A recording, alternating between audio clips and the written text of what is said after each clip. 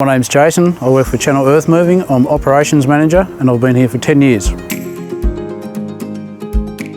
The company's been running for about 12 years now. Started just before I come here and it's grown largely in the last 10 years.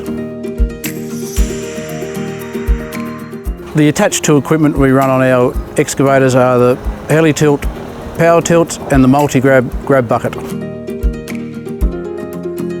We run the attached to Heli-Tilt mainly because they turn to 90 degrees, which is very handy for batters and just all the tight spots. We've been running them for 10 years, never had a drama with them, and they're just our preferred attachment. The multi-grab bucket is a very strong bucket. It eliminates a thumb on the digger. It can go on any machine. It's unbreakable.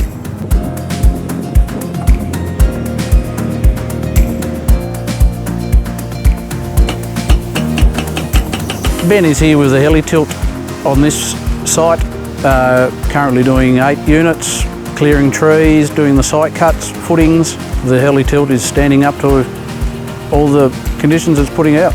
I'd recommend attached to. We're very happy with it, no dramas whatsoever.